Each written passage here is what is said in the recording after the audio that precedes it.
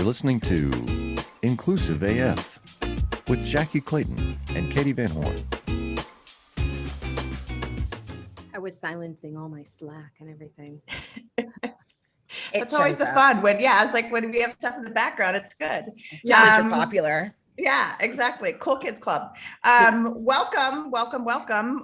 We are here at the Inclusive AF podcast. I'm Katee Van Horn. And I'm Jackye Clayton. And today we have a very special guest. That's my radio voice, by the way.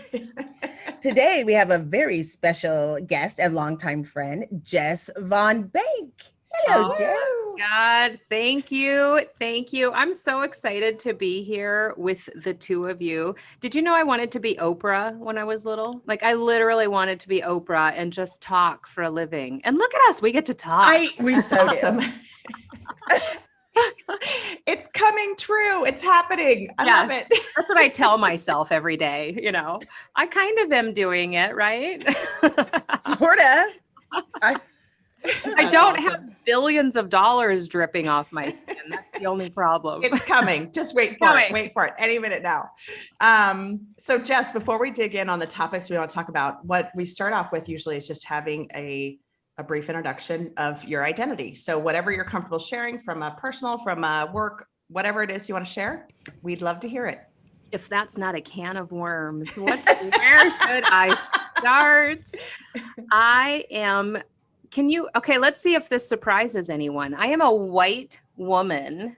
Does that surprise anybody? People always think I'm something else. I look like Paula Abdul. I look like I should be, I don't know. People always think I'm something else and kind of want me to be something else because it's like exotic or something. I'm just a plain old white girl here in Minneapolis. And I happen to be raising three girls. I say happen to be raising three girls because most people, if they know anything about me, know that I'm pretty passionate about supporting and cheerleading and empowering women and young girls. Women in particular, because I am one. I feel like that is my sphere of influence. If I can have the greatest impact in the world, the things that I can touch and feel and change and impact, that feels the closest to me. There's lots of things. There's lots of torches I'd love to carry and things I'd love to do, but I feel like empowering women to be whatever they want to be is one of those things. And raising girls, I have three daughters. And when it comes to empowering women, I think you have to start so young. And that's one of our topics today, because by the time the world gets its teeth into these young people, especially girls, and we wonder why women keep talking about impostor syndrome and why we don't ask for equal pay and nominate ourselves for promotions and take bigger risks and suffer from self-confidence issues. I'd love to get into the nature versus nurture side of that, but that's my deal. That's the hill I die on, ladies. Awesome. Love it. So yeah, I think one of the pieces, so Jackye is raising a beautiful daughter. You're raising three beautiful girls. So I think, let's just go there first. I think that's the piece that we want to talk about and really understand exactly what you're saying, that the whole concept around by the time that you're sending them off into the world, and I mean kindergarten, what's happening and how they're being impacted by all of the things that they've seen. So would love your thoughts. Yeah, absolutely. I think, I've had a lot of these conversations recently. But in particular, this whole nature versus nurture thing, are girls born with more nurturing qualities, with what later becomes maternal instinct? Are we born to be more emotional or certain emotions? And same thing with what we would call masculine qualities. I'm not a scientist. I just know what I know. And I think we're all born with a clean slate and we get to write on it. And the world writes on it too. And lots of our surroundings and environmental factors and where we live and the life that we come to experience and understand, all of those things write on our slate. And so I think there are some things we can control. There are some things outside of our control, but I think the important thing to understand is my favorite word, which is permission. we all have permission to be who and what we are. And I loathe any restriction to that. Don't tell me, when my middle child, Kenna, was 2 years old, she asked me if it was okay to like Spider-Man and the color blue and soccer. She really didn't care for the frilly stuff. And the fact that a 2-year-old is already starting to understand gender identity and to feel some sort of, imposition of rules upon her or restrictions, that's how early it starts. And that's how careful we have to be. Because if she then grows up with expectations upon her that she can't be this, she should be this, she has to act this way, she has to present herself this way, oh my God, the issues, the unbundling to be done later in life when she tries to figure out who she really is and who she wants to be and what that means about her role in the world. So that's where I stand on, I say raising girls, but it's really about being human. I think, there's so much truth to that. I think Hannah did the same thing where she told me she didn't want to wear like the clothes I provided. And I remember thinking she just figured out how to say that. And I have been torturing her whole life. I used to like dress like in full gymboree, matchy. And then she came out, the way that kids do with like rain boots and pajama bottoms and like a dress. And I would say, Hannah picked out an outfit and she feels really pretty. And explain that to people as they were like, why does your daughter have on a Sunday dress and rain boots? And you have to say, this is what makes her feel good. And I think that's what's important. And I think what I learned as a parent was trying to ask my children, how does it make them feel? Yes. And if it made them feel good, then I'm just like hands off, like, okay, well, then that's what we're doing then, I guess. That was always my answer. Whatever makes you feel amazing. Mom, what should I wear? Mom, do I have to dress up for the school concert? Mom, blah, blah, blah. What is this okay for school pictures? Whatever makes you feel amazing, because that allows them to feel their own identity. Does this make me feel amazing? They don't understand genderification yet. They just know what makes them feel like themselves. And in my house, I have banned from very early on, we don't get to use words like pretty, beautiful, ugly, fat, skinny. There are certain words that are banned in my household, and the words that I would replace them with are the things that are more core to who you are and that you do have control over. How you look, how you were born and how you look is something that God had control over. You were born the way you were born. So let's not call that out exactly and make that a thing. But the things that I can control, am I a good person? Do I show acts of kindness? Am I thoughtful? Am I smart? Those types of things. So even the language that we use to compliment each other or to note qualities about each other, I'm pretty careful even about that stuff. I think it's all about modeling behavior over and over in the words we choose, the affirmations we give each other, the conversations that we have. You really have to be thoughtful about this stuff. Absolutely. And I think, one of the pieces that I want to just touch on, because obviously you're two women. And so I think it's also good to just hear, what do you expect? Not what do you want, but what do you expect from the men in your lives, whether that's friends, family members, that type of thing, around your girls? That's a hard one. I don't know if I can say that on the That's radio. what we do here, Jackye. Hard stuff. I think one of the things that it was really important to me was setting the example of how you treat other people. And we started that at a really young age. For our kids. We used to have dates, daddy-daughter dates, where he would, pull out a chair and be respectful and do all those other things. But it really wasn't around how they should be treated, except for how I expected my son to treat women. I spent more time on that, but I spent more time with my daughter, making her independent and not feel like she was dependent on another person.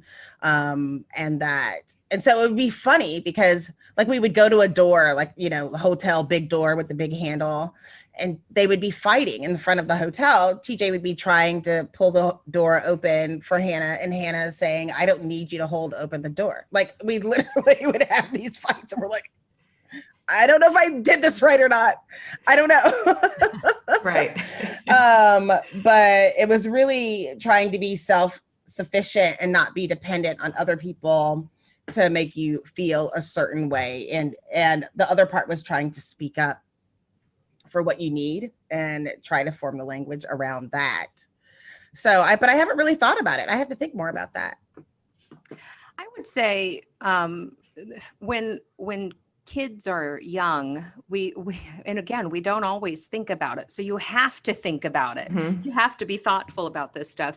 But we expect boys to wrestle and to be rough and tumble and to skin their knees and to take risks and climb trees and jump off of things. And, we expect them to be a certain way. And if they're not, we notice that. And if they are, we almost cheer it on, right? Like, oh, they're just boys. And we say that like in this loving, approving sort of way, boys will be boys. And with girls, we don't expect them to take risks. Be careful. Don't tell my girls to be careful because they'll stop taking risks. We expect them to stay clean and stay pretty and neat and tidy and to be more cautionary, and we expect them to be nurturing and good friend, mother hens and that kind of thing. And so it goes back to kind of that clean slate. Let them be. And I step back. I step way back when my kids play, when they interact with each other, when they get hurt, when they get into, little tiffs on the playground or with each other, to see how they'll learn to conduct themselves and resolve situations. And I only come in, I've sort of taught them like levels of escalation. Self-advocacy is number one. You have to be able to speak for yourself. If you feel uncomfortable, scared, like something might not be right, something is definitely wrong. You have to know your voice and be able to speak up for yourself. Look for help. It's okay to ask for help. Ask a trusted adult, a caregiver, whoever, if you don't feel like you can handle that situation yourself. And mom is escalation point number 3. I will come in and beat people up. No. Silence. If Don't 1 poke and the 2 bear. fail, it's time to call in Mama Bear. And they know their points of escalation. And that's so powerful when kids, girls in particular, learn to use their voice. They learn they have a voice. They learn to say, that's not cool with me. And I hear little stories about this all the time where they'll come home from school. Thank God they're back in school now, and say, Mom, something happened on the playground, or I had this interaction with somebody. And I always ask them, how did you handle it? Did you like how you handled it? How did it turn out? How did that person feel? How did you feel? Do you need my help? Is this over, or does this require something more? And one of my proudest parenting moments was a school conference last fall. So virtual school conference. And here I am like sweating bullets because I've been homeschooling for way too damn long. And I'm like failing on every front, and I'm like, oh my God, this teacher's going to have my tail. And I get on this school I'm worried as the parent, that I'm not doing enough as the stand-in teacher. And I get on the school conference, and the very first thing Bailey's teacher said to me is, I have never had a child self-advocate for herself like Bailey does. Oh my God, my heart just exploded. And I said, tell me what you mean by that. And she said, if Bailey doesn't understand something, she doesn't know what to do, she doesn't have what she needs, in such a positive way, she just stands up for herself. I don't know what you're asking of me. Can you imagine that skill when she's a professional woman? Right. I don't think I'm being paid fairly. I don't know how to complete that assignment. This team thing isn't working for me. Like, that becomes such a powerful skill as they grow. Bailey's Absolutely. my girl. I know. Bailey's my girl. I am always checking in on Bailey. She cracks me up. I feel like, I don't know. She's my hero. Bailey is my hero. That little nugget cracks Bailey me up. is goals. She That's is awesome. So good on you. Yeah. Well, and I think even the fact that, for those who don't know, Jess likes to get dirty herself. Yeah. So Yeah. She is a Tough Mudder, right? Tough Mudder is the one, or you do all kinds of things. Spartan, It's that's like right. that. It's like Yes. that. I like extreme sport, endurance racing. Spartan is my baby. I like Ragnar racing too, which is 200-mile relay races. I don't know why I do these things. Actually, I do. Every racer, there's like a thing. You have your why I race, the thing that gets you out on the course and keeps you in your training mode and that kind of thing.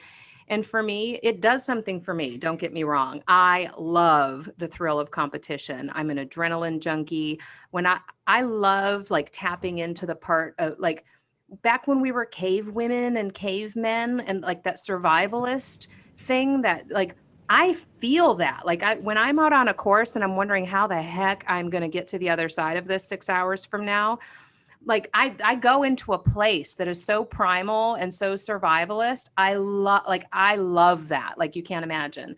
But the other reason I do that is so that my girls can see people taking risks and doing things way outside their comfort zone and trying the audacious and being brave. I literally think I'm all about modeling behavior. You have to see it. You have to actually see it happening.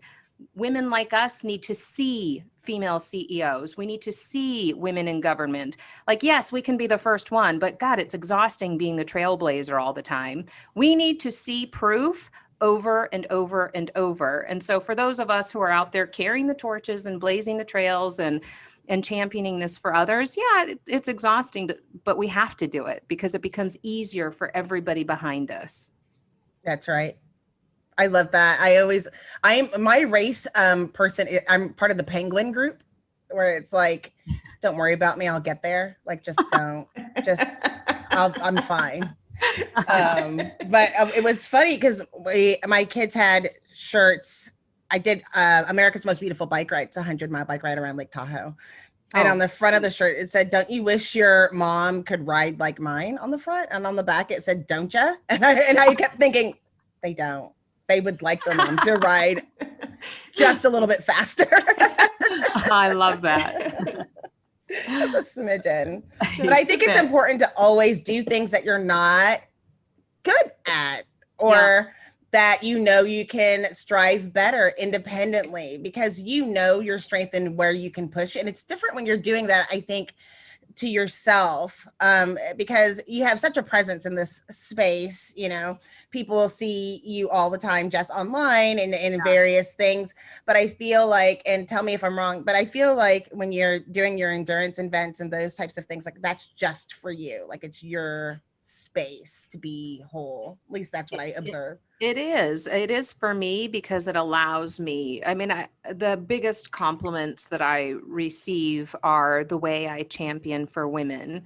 I love hearing that. Like that's what gets me out of bed every morning. The fact that some woman, some young girl says, thank you for showing us. Thank you for being here. Thank you for, like, I think that we have to rally around each other. I think women supporting other women is one of the most powerful forces of nature and like literally will change the world.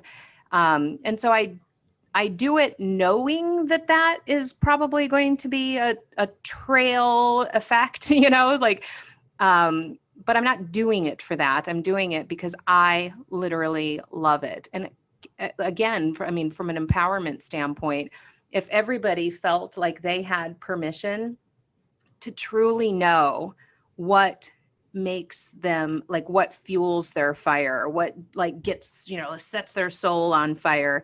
And if you just went out and did it, try, like believe me, the first time after I had Bailey, this is where my whole like fitness thing started. My first goal after I had Bailey, and I was overweight prior to kids, and then I had infertility stuff, and then I had 3 kids in 5 years, and I was traveling for work, nursing 3 babies. Like, my God, I was a damn mess.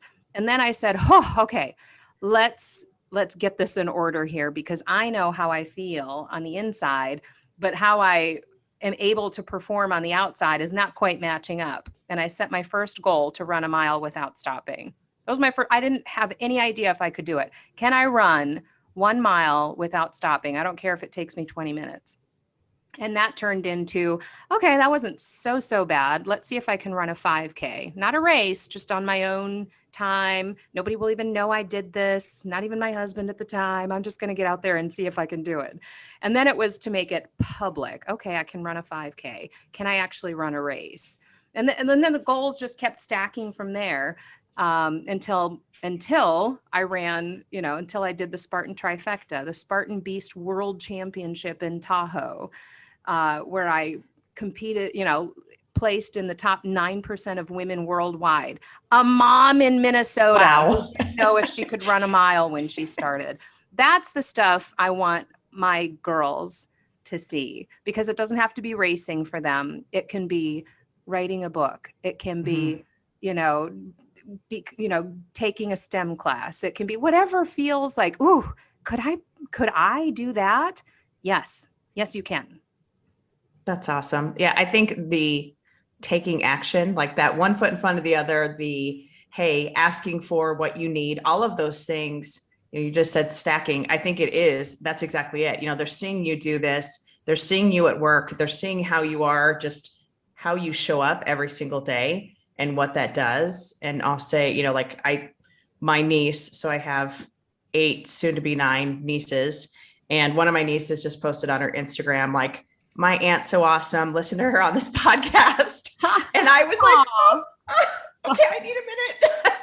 Because it's that type of stuff. Like, to your point, it's like how you're showing up, and then how other people, the people that matter, the girls that matter, the women that matter, how they see that as well. They're like, oh, no, I can do that too. Yeah. And how great that is. And so I want to switch gears, because just talking about representation, talking about, how we're showing up. One of the things that we have talked about, and I think it's something that all of us at some point have said we have, is imposter syndrome.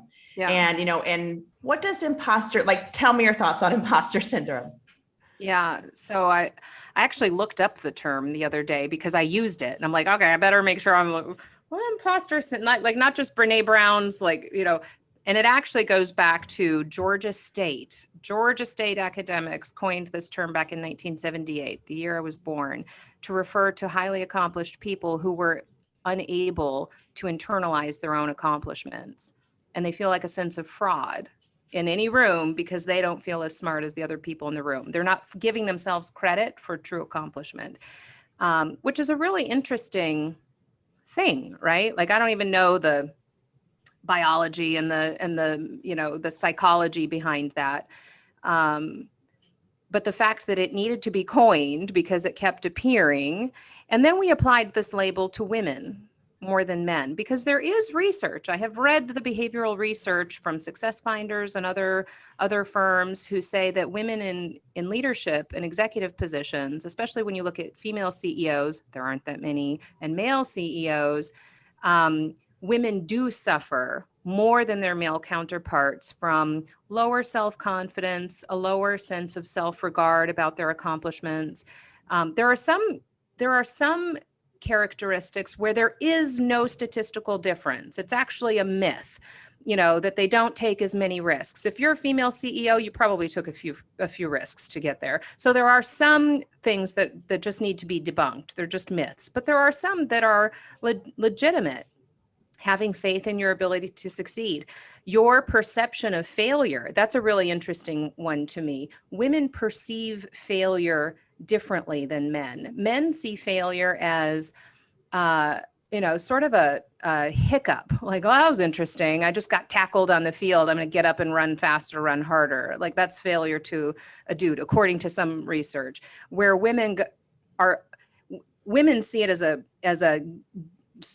stop the game. I'm out. I failed. I'm done with this. That didn't work out, rather than sort of like a step to performing differently or performing better. And that's where again, how this becomes ingrained in us. I refuse to believe that some child was born one day understanding failure one way or the other. They learned that along the way. It was the reaction they got, the way they were affirmed or not affirmed, when they did something or didn't do something. We teach them to perceive success and failure and risk in certain ways. And then we wonder, why women more often than men, suffer from imposter syndrome.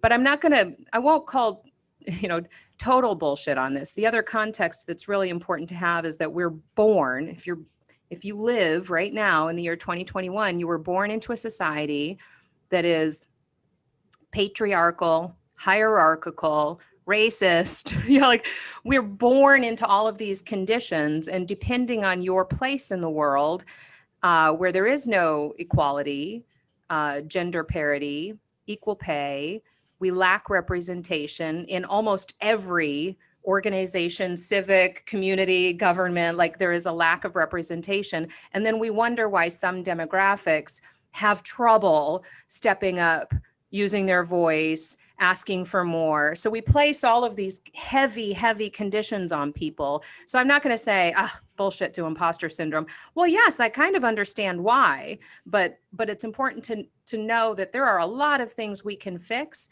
And then some of it is on ourselves too, to know our voice, use our voice, expect fair treatment, literally expect fair treatment.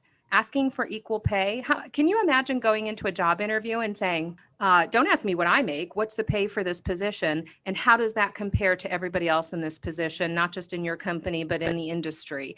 I would probably be considered, oh God, one of the high maintenance, this is going to be a diva. No, actually, you should be offering this information, not making me ask for it. But if I ask for it, that's a fair question. I'd like to see that world. Absolutely. As a recruiter, when I would submit candidates, I don't ever tell them the range of what the person is making. I tell them that they fit within the range. Like I always go in there because it's not anybody's business. But I do think you bring up an important part. There is a gender, important point when we're talking about gender and how we're taught. And I always say specifically, in my experience as a Black woman, it's like they teach us to hate us. So then you have to move forward. And it's like, how do I move forward? And you're like, you have to like have this inner conversation with yourself because it just keeps, it's like trauma. And then you feel better and then something happens. And then you feel better and then you have to step up and you're like, I can do this. And you're like, oh my gosh, what if I get fired? Like you kind of have this inner dialogue. What would you say if somebody just figured out what imposter syndrome was? What would be a step that could help people feel better or get over it? Yeah, I mean, I don't think it's all on the individual to overcome. If you feel, if this label, if this thing, if you relate to it, if you feel it applies to you, I don't think it's all on you to overcome the fact that you experience imposter syndrome. I know why it is, and maybe that's the first thing. It's just understanding why it is. Where is this coming from? Having that little bit of self-awareness. Am I actually an expert on this topic? And do I represent it well? Yes, I think so. So why am I feeling this way? Or, do I feel slighted because I didn't get asked to do that thing or for, that promotion? Where is that coming from? Like maybe do a little bit of like self-reflection to figure out if it's truly a lack of confidence in your skills, your ability, and work on that if that's a thing. If I don't feel like I have my talk track buttoned up on a thing, then I can take care of that part. But if it's truly, I know I'm good, I know I've got this, I know I show up the way I should show up, and I still don't feel like I belong at that table. I get the reasons why. And I think that just takes a little bit of chutzpah. I used that word the other day with a millennial. They had no idea what I was talking about. Chutzpah. You're like, just go with it. It's fine. And I'm old. Yeah, just be a little bit brave, take a risk. And I think it's okay to ask. I think we're not authentic either. I think we're too afraid to say that we're scared, to say that we don't want to take, like what if we actually said, oh my gosh, you guys, I'm so nervous about this, but I think I got this. Can you help me? Can you support me? Oh my gosh, can you imagine how much people would rally around? We want people to succeed. I think for the most part, we're rooting for people. And so if somebody just owned the fact that I'm going to go for this, you guys, but it's scaring the shit out of me. Like, ask for that support. It will come. Yeah, absolutely. And I think one of the things that I like to do, and this was part of some training on imposter training that I went through, and it was basically like, go down the rabbit hole. Yeah. Go down the rabbit hole of what's the worst that can happen, or what's the worst that, what is the worst response, whatever it might be to whatever it is that you're asking for or doing or whatever. And I think as a white woman, it's a lot easier for me to say, oh, well, maybe people won't like me, or maybe people will think I'm a B word, things like that. But I think there is this piece from a systems and how we have set up certain groups of individuals that it's not just they won't like me, it's I could get fired for this. Yeah. That part is a problem. And that's where I challenge anybody who's listening to this. We have problems. We have some big problems, and it's up to every single one of us to fix them. Nobody has a magic wand. If there was a magic wand, somebody would have waved it by now, but each of us play a role. And depending on your level of representation, the degree of power and privilege that you have access to, your skin in the game depends on sort of where you're at on all of that. But everybody has an active role to play. There are no sidelines on this. I don't care if you're a white male, 55-year-old CEO, and you probably have the greatest role of all, because you have the greatest representation, power, privilege, access. You have the greatest ability to drive change and to draw a line in the sand and say, I have zero tolerance on this. The rest of us are like begging, please have zero tolerance on this. I'm asking for your help here. So so I would encourage everybody to be aware of the disparity and the issues we have around representation and privilege and access, because we can make it easier for people who are trying to show up, right? I want to thank you for your support. You've always been supportive, and you do support women. And, it's always funny because sometimes I think you help with people's imposter syndrome, because you can be like, well, Jess thinks I'm pretty good. Yes. So I'll just put that in the checklist. But you're right. Sometimes you have to ask for what you need in those cases too. I submitted something to Katee and I was like, absolutely no criticism. My ego can't take it. I will only take praise on this item. Don't even come to me with like the Oxford comma BS. Like just don't, nothing. And to be clear, I just didn't respond. And so she was like, made it worse. What? Okay, so like, I are you saying have- it's bad? So I have two hills I die on. One is raising girls. The other is the correct use, the appropriate use of the Oxford You comma. have to. Yes. Oh my gosh, it's so important.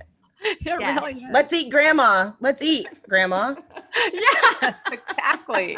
Oh my God, Tell. The other thing, though, what you said, Jackye, there's judgment and approval and all of that stuff. What I just said about being, authentic, honestly, the bravest thing you can do is say that you don't feel brave. And so, like, I don't want people, sometimes people call me badass all the time, and they see me doing these crazy races and stuff and like being this strong woman. I also want it okay not to be a strong woman. That's right. I don't like racing, you crazy nut. Or what if I am soft and feminine and don't like bourbon like Jet? Like, I'm not saying that's the goal, ladies. I'm saying the goal is to With one ice cube, drinking please. bourbon and walking over One fire. big You're rock. all right. You don't got to do all that. Stop doing that. You know that's true too. Like being authentic to who you are, Yes. and not judging and rating on other people. And I think that's difficult for women a lot of times. Yeah. Like, oh, I should be doing this or that. But I think it's so important that you celebrate other women's successes where they are and allow them to have their truth and have their moments, Yes. especially right now. It's okay to not be okay. Yes. Everything going on. There's so much confusion. And then I always turn around like when life feels really stressful, and then all of a sudden, and we're in a pandemic. Like I like Yeah. Yeah. And what you just said, I think that's the heart of the matter right there, is owning our truths and being able to speak it and articulate it.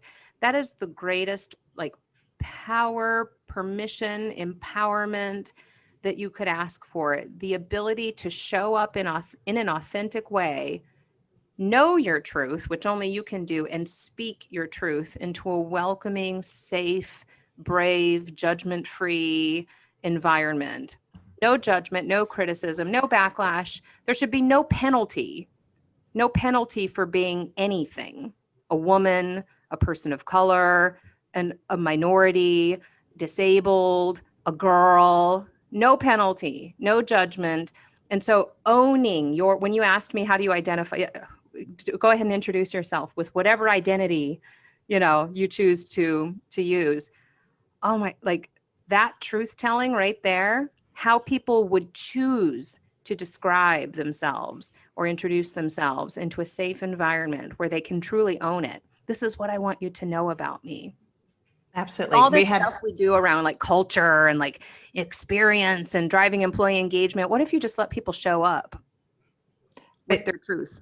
Yeah, we had Tamara Raspberry on a few weeks ago, who we all love. And we asked her the same questions. Tell us your identity. And she said, well, I'm Black. That's my first identity. And so it also is like, what are those kind of layers? Like I look at myself and I'm like, I'm an aunt, I'm white, I'm a woman, and there are those different identities that you take on. But to your point, like, why can't everyone just be Katee or Jackye or Jess? And whatever all of those things mean to you should be okay. The one caveat to that is you can't be an a-hole. Yeah.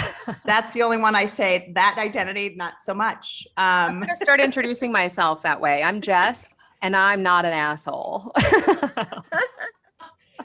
Got it. I love that. So we've been talking about women and kind of women owning their power.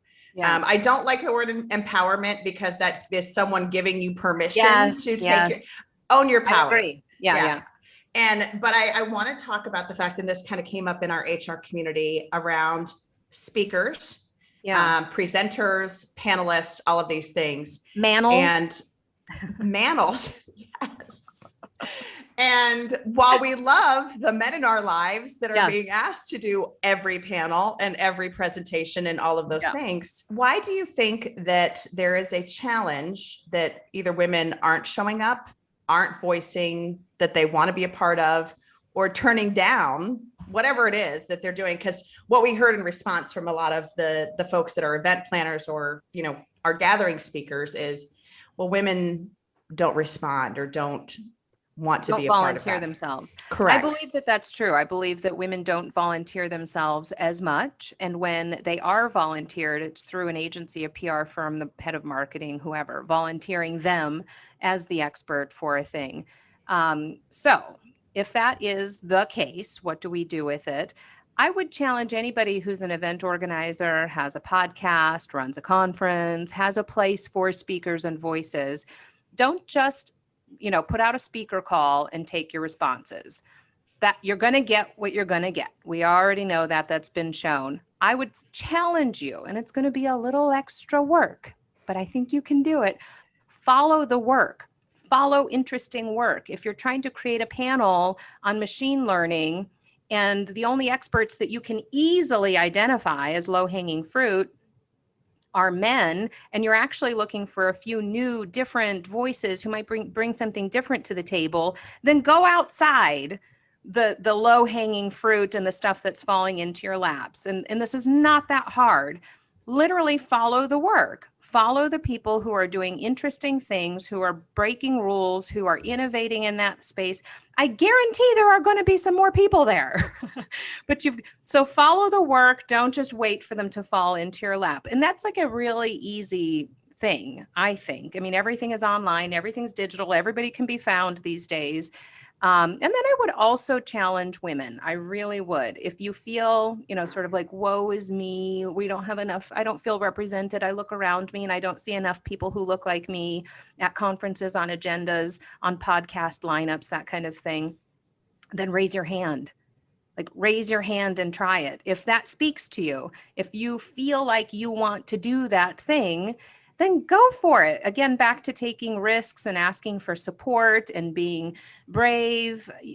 You'll be fine. You don't have to be. In fact, my favorite speakers are not practiced, polished speakers. They're people who are rolling up their sleeves and doing real work, and they're just talking about what they know and what they do. The more polished and practiced and the more you become a speaker, not a doer, the more I kind of tune out. Like, you actually don't know what's changing and what's really happening, and lessons learned and all. Like, you're just doing your talk track right now, which hasn't changed in a little while. So ooh. She didn't call names, but we heard names. So Jackye, did you hear what she just said? I did. Okay, good. Yeah, I think most folks listening know this. Jackye is a keynote speaker and was just at HR Tech last week and rocked it. Yes. Yes. I was so proud. Right? So happy. Well, and that's what's funny. The people who really know me know that was risky for me. Yeah. And I was just like, I think I said later, did I say that? I was like, Katee, did I say the thing? I remember saying, because, it was pre-recorded, like we were talking about. I was like, did I say the blackety black part? I was like, sometimes I took it out when I practiced and sometimes I left it in. I was like, yeah, you left it in. I'm like, oh God. That was actually my favorite part, is like kind of watching on Twitter what the responses were to the things that she said. And people are like, wait, what? Yeah, she said it. Yeah. That's awesome. Love. So, Jess, our friend, you have had some amazing male allies in your career. What is your message to those male allies about how they can help, how they can support? Because I think a lot of times, and I hear this in the work that I do with organizations, a lot of CEOs who a lot of times are white males are like, I don't want to say anything because I don't want to say the wrong thing, or I don't know exactly what to say or how to support or what to do. What is your response to that? I would ask not just male, but anybody who doesn't think about these things. They don't think twice about these things because they don't have to. I will ask you, I will beg you to get sensitive to this.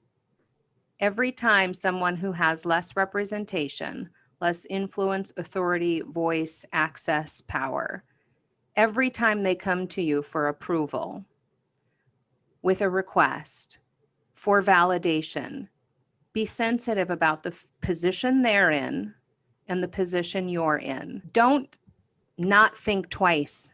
It's like asking, oh, I don't see color. No, please see color, see race, see me, see disparity, and become sensitive to this. That will make you appreciate the experience I'm having, what this interaction is to me and for me, and it will allow you to reply with empathy, to treat the entire interaction with empathy. Again, as I said earlier, you have to think about things. You have to think about the words you choose and your little everyday actions.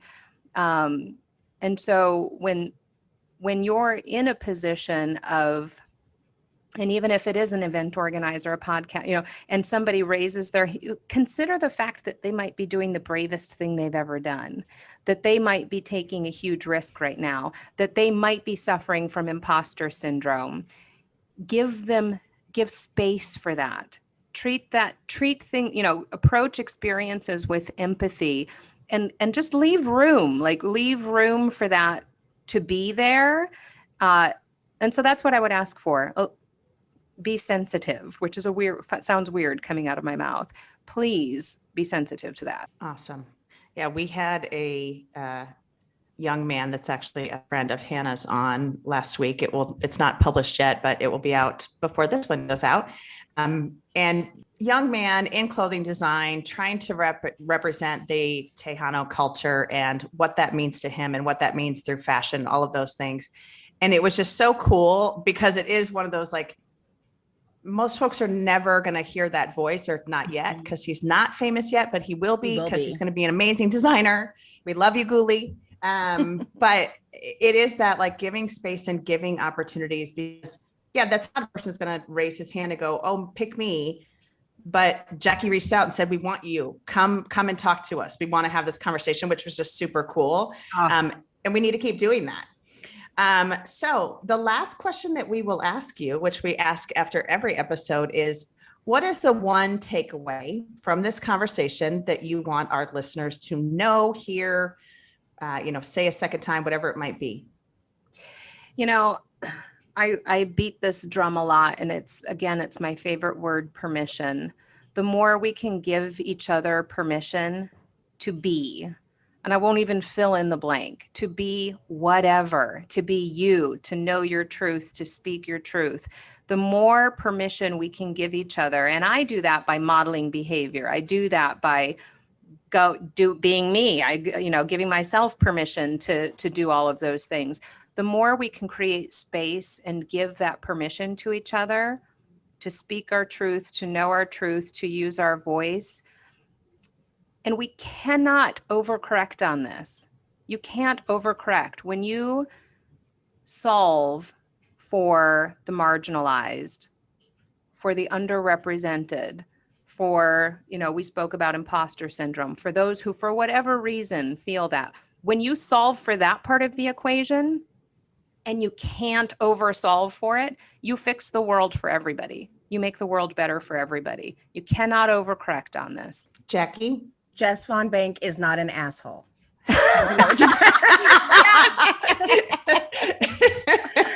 No. Key takeaway. But I already knew that. I would think that one of the things is the power of uplifting women. I think that you really do set the tone and an example in support in that way. And it's not empowerment, but it's making spaces. And so I think it's important for those people that are brave, that have already found their feet, to make as many spaces as possible. It's like we don't want to just break the glass ceiling. We're gonna like shatter it, and the bamboo ceiling and all the other ceilings, and we're gonna crush it and make it into sand. So we have to make space. So be brave. To what you were saying earlier, is trying to be brave and make spaces when you can. Awesome. Love that. And I would think I'm going to kind of echo Jackie's sentiment. I want to thank you, Jess, for the spaces that you do create through your podcast, through the conversations you're having on LinkedIn, through all of the ways that you are amplifying voices that maybe have not been amplified before. And for being that ally to folks that need allyship, and also just raising up issues that folks sometimes don't want to talk about. And so thank you for that. And thank you for sharing everything that you shared with us today. I think, the takeaway for me is really just around the fact that, we need to create these spaces, but also just go find the voices. Don't, take that extra step, take that extra effort, and go find those voices that you're not hearing from, because wow, the things you learn, the things you hear, it's just really cool. So Jess, how can folks find you? Oh, everywhere. I'm everywhere on social. I'm Jess Von Bank. I use the same handle, same profile picture almost everywhere. You're welcome to follow me. I share girls, woman stuff, racing, life, a little bit of work. So Jess Von Bank. And then of course I'm at Leapgen. Truly, I feel blessed to work where I work, because we create just this kind of culture and environment for our people. We know that doing this for our people helps us go out and do amazing, audacious, incredible work on behalf of our clients. So follow Leapgen if this kind of chatter and like work stuff and HR and how you can do this within your own cultures and environments. I talk about this all day long as our head of brand and marketing at Leapgen. Awesome. Thank you so much for taking the time. We truly appreciate it. This has been the Inclusive AF podcast.